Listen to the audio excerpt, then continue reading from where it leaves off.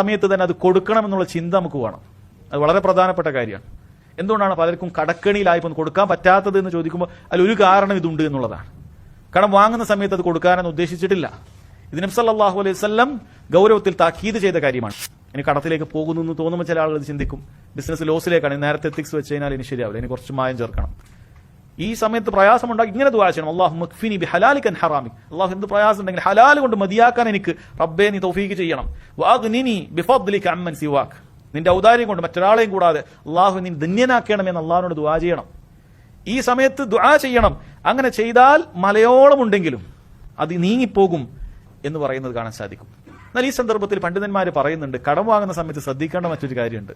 കടം വേഗത്തിൽ വീട്ടാൻ സാധിക്കണമെങ്കിൽ കടം വാങ്ങുന്ന സമയത്ത് തന്നെ അത് കൊടുക്കണമെന്നുള്ള ചിന്ത നമുക്ക് വേണം. അത് വളരെ പ്രധാനപ്പെട്ട കാര്യമാണ്. എന്തുകൊണ്ടാണ് പലർക്കും കടക്കണിയിലായിപ്പോൾ കൊടുക്കാൻ പറ്റാത്തത് എന്ന് ചോദിക്കുമ്പോൾ അതിലൊരു കാരണം ഇതുണ്ട് എന്നുള്ളതാണ്. കടം വാങ്ങുന്ന സമയത്ത് അത് കൊടുക്കാനെന്ന് ഉദ്ദേശിച്ചിട്ടില്ല. ഇത് നബി സല്ലല്ലാഹു അലൈഹി വസല്ലം ഗൗരവത്തിൽ താക്കീത് ചെയ്ത കാര്യമാണ്. മൻ അഖദ അംവാലൻ നാസ്, ആരാണോ ജനങ്ങളുടെ സമ്പത്ത് സ്വീകരിക്കുന്നത്, യുരീദു അദാഅഹ, അത് വീട്ടണമെന്ന ഉദ്ദേശത്തോടു കൂടിയാണെങ്കിൽ അദ്ദല്ലാഹു അൻഹു, അല്ലാഹു അവന് വേണ്ടി വീട്ടി കൊടുക്കുന്ന എന്ന് പറഞ്ഞാൽ അല്ലാഹു അതിന്റെ എളുപ്പങ്ങൾ ചെയ്തു കൊടുക്കും. കൊടുക്കണം എന്നുള്ള പെട്ടെന്നൊരു ആവശ്യമുണ്ട്, മനുഷ്യനാണ്, കടം വാങ്ങേണ്ടി വരും. കടക്കെണിയിൽ പെട്ടുപോകുന്നതിനെതിരെ നമ്മൾ ദുആ ചെയ്യണം, അത് വേറെ കാര്യമാണ്. പക്ഷേ നമുക്ക് കടം ചില സമയത്ത് വരും.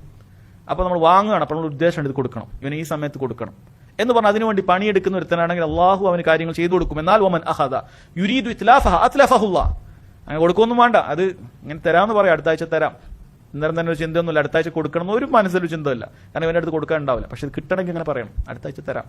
കൊടുക്കണം ഉദ്ദേശമില്ലാതെ പറയാം, അടുത്ത മാസം തരാം, അടുത്ത വർഷം തരാം എന്ന് കൊടുക്കണം ഉദ്ദേശമില്ലാതെ പറയുകയാണെങ്കിൽ അല്ലാഹു സുബ്ഹാനഹു വ തആല അതിനുള്ള കാര്യങ്ങൾ ചെയ്തു കൊടുക്കുകയില്ല. അത്ലഫഹുല്ലാഹ് എന്നാണ് നബി സല്ലല്ലാഹു അലൈഹി വസല്ലം പറഞ്ഞിട്ടുള്ളത്. കടത്തിന്റെ കാര്യത്തിൽ പ്രത്യേകം ശ്രദ്ധിക്കേണ്ട കാര്യമാണ്. കടം വാങ്ങുമ്പോൾ ചിന്ത വേണം, അതിനോട് പരിശ്രമിക്കണം.